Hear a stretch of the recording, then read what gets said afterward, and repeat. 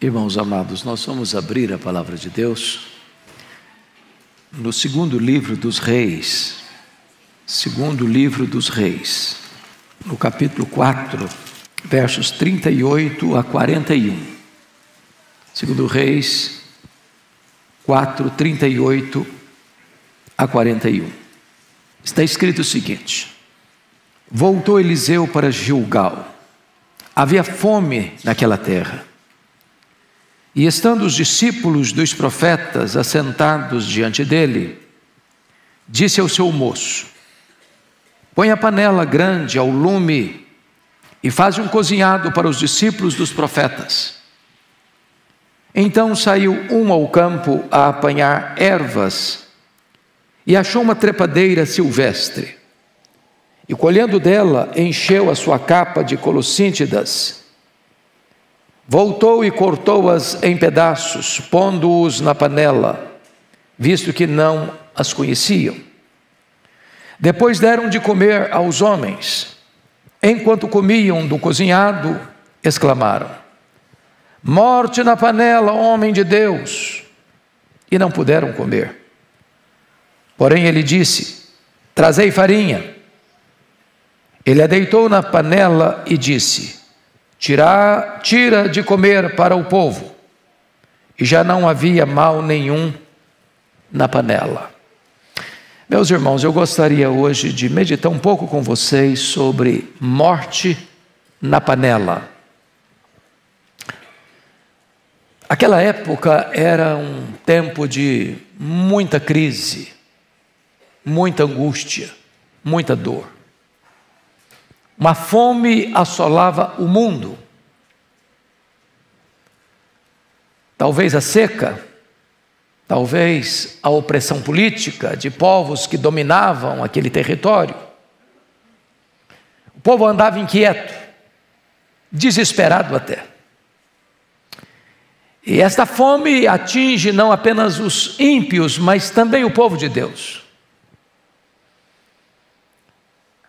Mas também aquele era um período de perseguição religiosa. Vocês bem conhecem a estrutura ou o contexto do ministério de Elias e de Eliseu. Quando os profetas de Deus eram perseguidos, eram caçados, eram assassinados. Quando o culto pagão, a adoração a Baal, era imposta à força da espada e da baioneta. E o povo de Deus era perseguido, oprimido, acuado. E não obstante a crise de perseguição religiosa, e não obstante a crise de apostasia religiosa, e não obstante a realidade da fome que assolava a terra, havia também servos fiéis a Deus. Alguns escondidos, alguns guardados em covas, mas a fé do remanescente estava acesa. O culto verdadeiro ao Deus verdadeiro era ainda uma realidade. E por providência divina, esses dois profetas que foram pilares, diríamos nós, da ortodoxia naquele tempo, tiveram cuidado não apenas de pregar a palavra com fidelidade no meio de um contexto de apostasia, mas de preparar homens, preparar profetas, e abriram casas de profetas. Diríamos nós hoje, abriram seminários, para ali doutrinar, ensinar, formar, equipar homens de Deus, para serem pregadores, para serem pregoeiros, para alçarem a voz da verdade num contexto de tanto engano religioso. E diz a Escritura que é nessa conjuntura que Eliseu está no seminário de Gilgal, palestrando para os discípulos, para os alunos, para os seminaristas, diríamos nós hoje, para aqueles que haveriam de, treinados, saírem pelos campos, pelas vilas, pelas cidades, anunciando a palavra. Era um tempo de fome. Certamente não havia na despensa daquele seminário nada para comer. Não era apenas a fome da palavra, mas a fome que fuzilava o estômago. E então o profeta dá uma ordem para que alguém vá ao campo para colher ervas, para fazer um cozinhado. Não um lauto banquete, mas talvez uma sopa. E diz o texto que este discípulo vai ao campo e encontra uma ramagem luxuriante, uma trepadeira silvestre, talvez se destacando no meio da vegetação de seca severa, que mantinha-se resistente à seca. Ele olha, portanto, naquela trepadeira silvestre e colhe frutos, calocíntidas, que é uma fruta do tamanho de uma laranja, mas que tem um poder alucinógeno e venenoso. E ele não conhece o que está colhendo. E ele chega e ele corta em pedaços essas calocíntidas e coloca no fogo para fazer o cozinhado. Feito o prato, a refeição, serve o cardápio. E as pessoas estão com fome. Elas não sabem o que estão comendo. Elas não têm o discernimento do que está acontecendo. E quando estão comendo, um grito ecoa na sala: morte na panela, ó homem de Deus! E não puderam comer. Então, diz a Escritura, que o profeta Eliseu mandou trazer farinha, deitou farinha na panela, onde estava a morte, onde tinha comida venenosa, e tirou o efeito do veneno da panela. E então eles puderam comer. Bom, o que esse texto quer dizer para nós? Nós estamos num mês de missões. Nós estamos falando da necessidade de pregar o Evangelho, de anunciar as boas novas da salvação.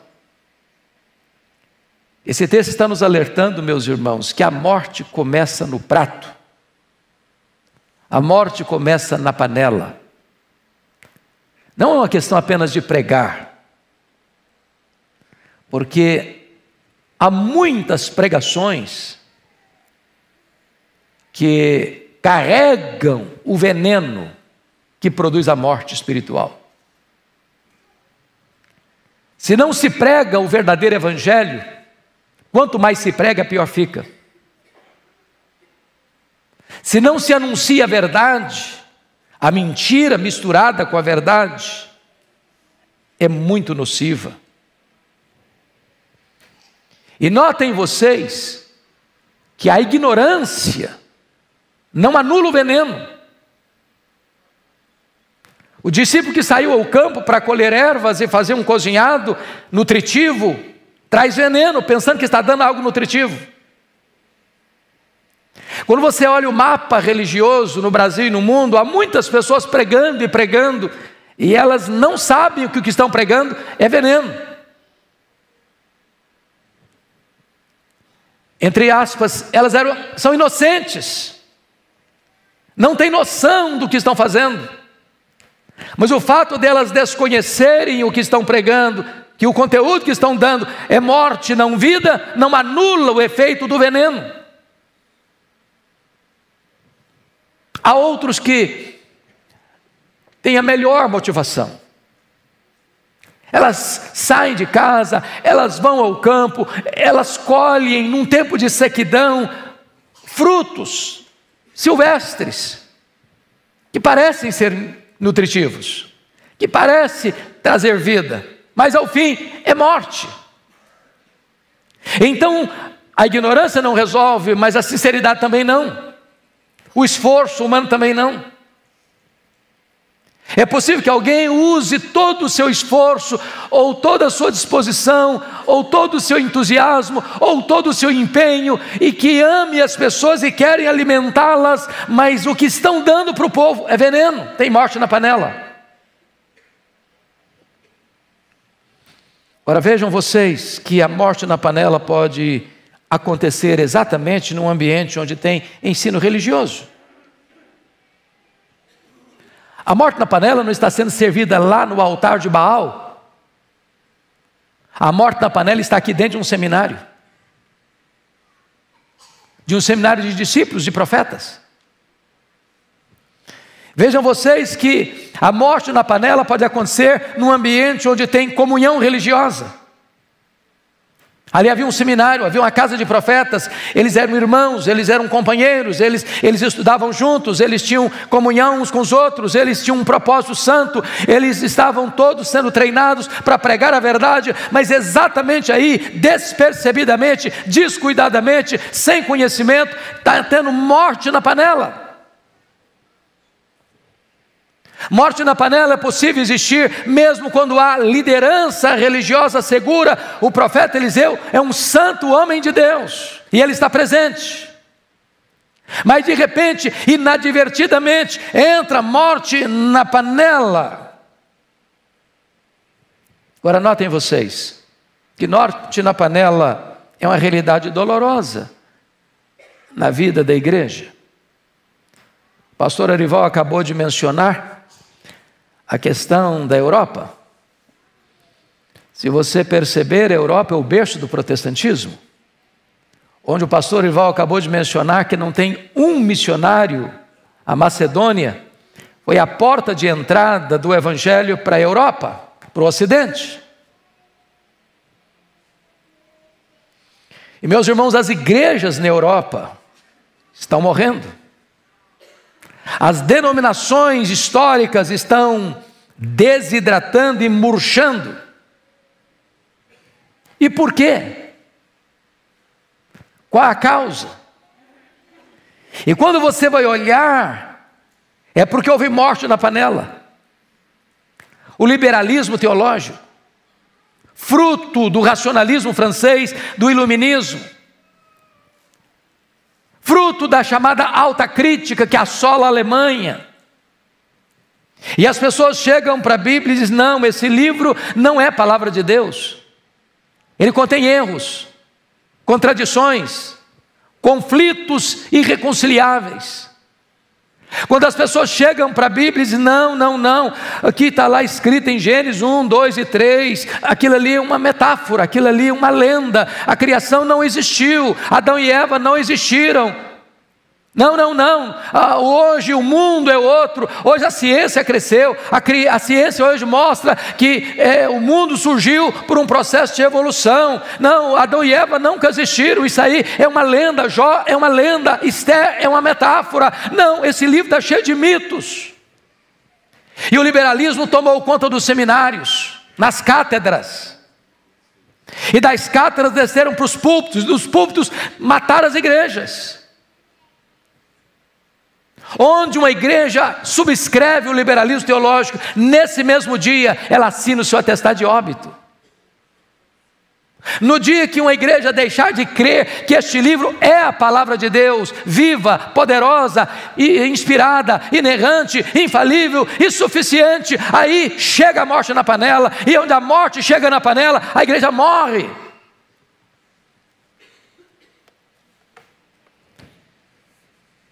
Mas o liberalismo não matou a igreja só na Europa, tem matado igrejas na América. As grandes denominações perdem milhares e milhares de membros todos os anos. Eu tive no seminário de Princeton, certa feita, seminário onde se formou o nosso missionário pioneiro, Ashbel Green Simonton. E eu fui visitar a livraria, bookstore, onde os alunos compravam os livros para o ano letivo daquele ano. E eu fui olhando e observando, e eu não vi nenhum livro de linha reformado ou ortodoxa. Livros liberais.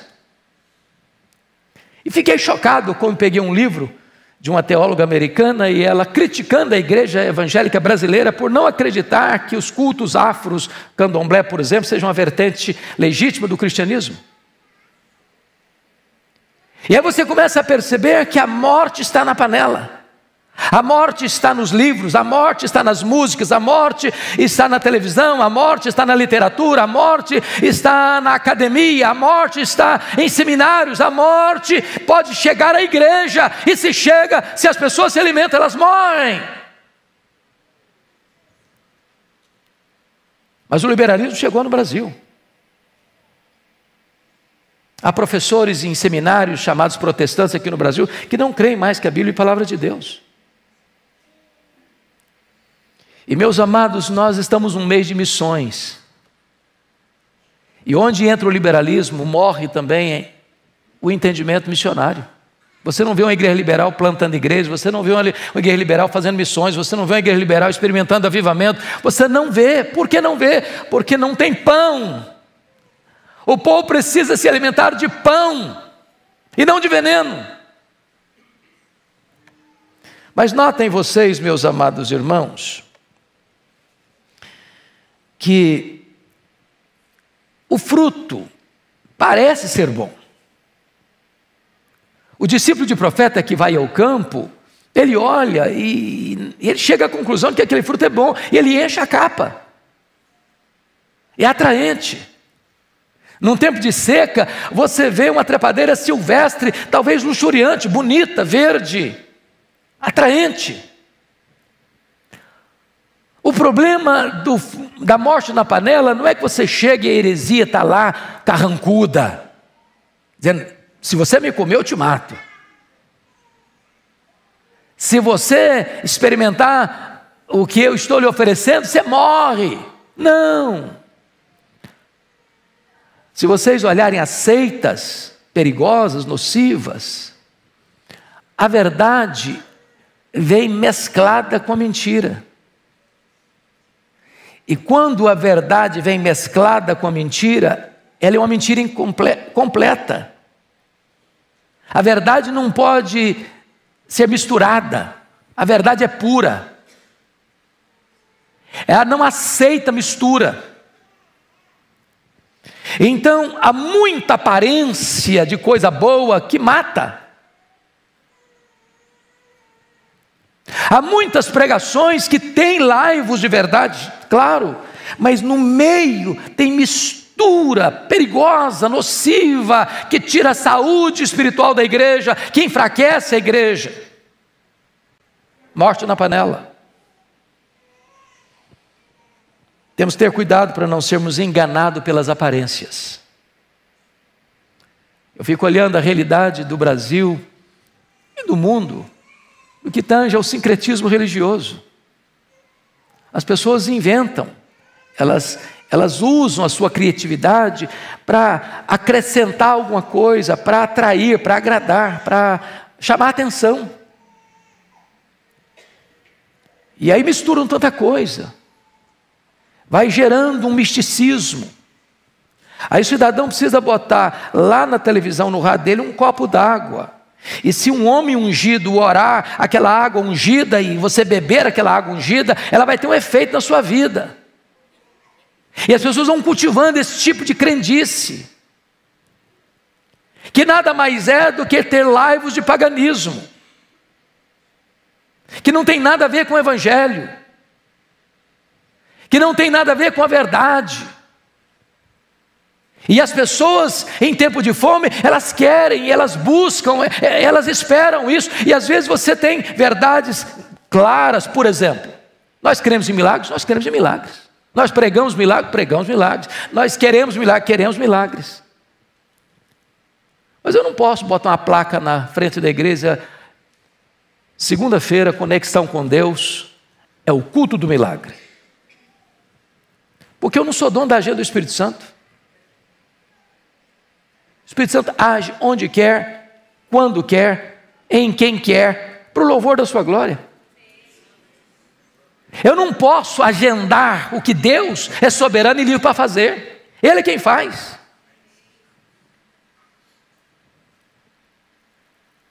Nós cremos que existe batalha espiritual, nós cremos. Nós cremos que o nosso inimigo é o diabo, nós cremos. Nós cremos que a nossa luta é contra principados e potestades, dominadores deste mundo tenebroso e força espiritual, nós cremos.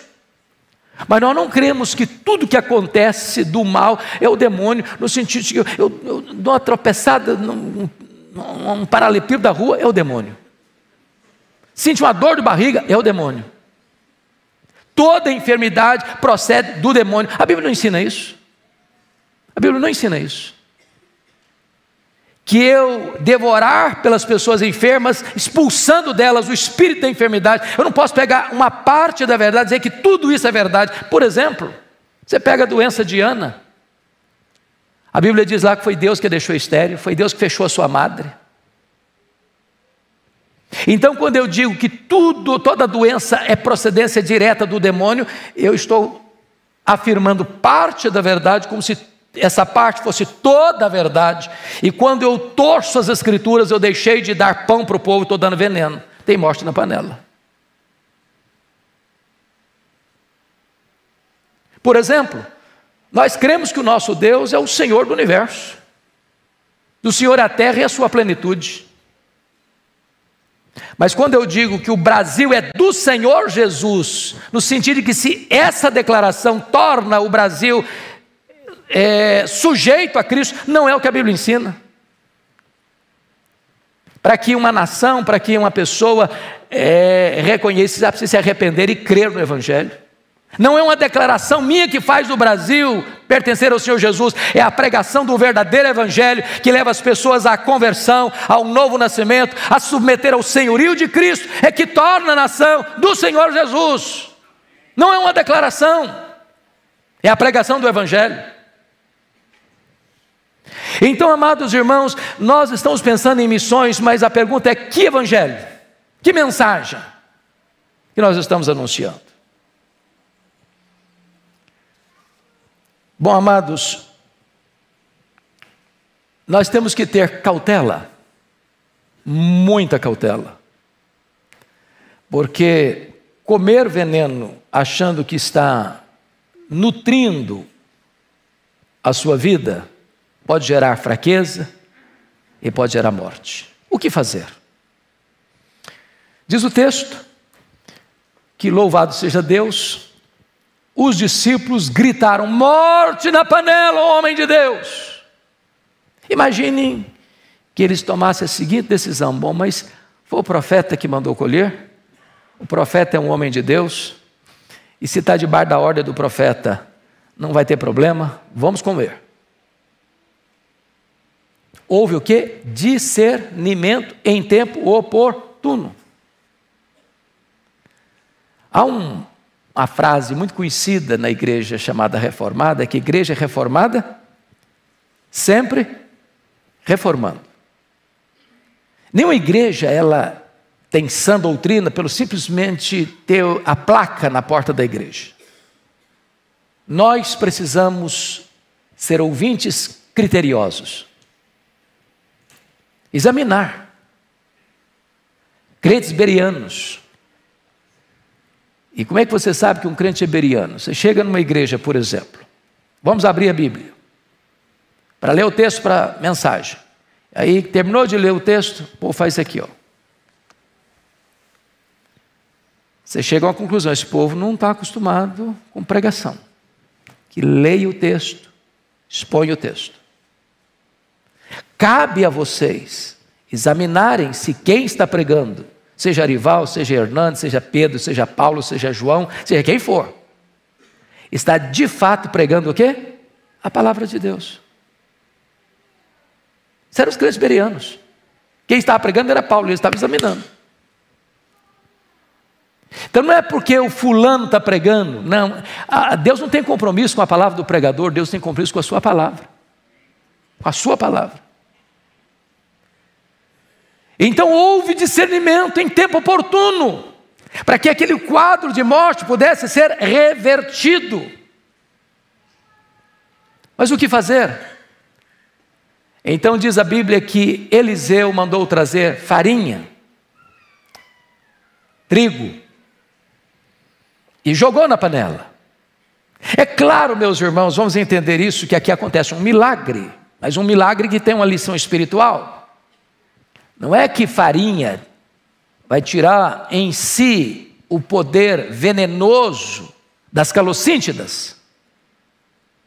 Mas esse texto é para nós um alerta, um aviso, uma advertência, que a única maneira de tirar a morte da panela é levar o trigo da verdade, é acrescentar o trigo da verdade, o pão genuíno. E aqui está o grande desafio da nossa geração, meus amados irmãos. É de dar pão para quem tem fome. É de colocar a farinha, o trigo, a mensagem genuína, a mensagem verdadeira, para que as pessoas possam comer e se fartarem, e se alimentarem do pão que desceu do céu, o pão vivo de Deus. O pastor Arival estava falando comigo agora há pouco, de um plano, um projeto que está tendo aí, de se comprar templos na Europa. E às vezes eu fico entusiasmado com essas coisas, porque tenho visto sinais do favor de Deus. E eu creio piamente, irmãos, que Deus pode trazer um grande reavivamento na Europa. Que Deus pode levantar das cinzas, como fez no passado nos avivamentos, como por exemplo em 1739 na Inglaterra, e Deus soprar com o seu espírito e a igreja se levantar, e esses templos que estão sendo vendidos e transformados em boates, em bares, em museus, em mesquitas, se tornem templos onde o nome de Deus vai ser adorado, onde a santa palavra vai ser proclamada, onde o evangelho vai dar pão para quem tem fome.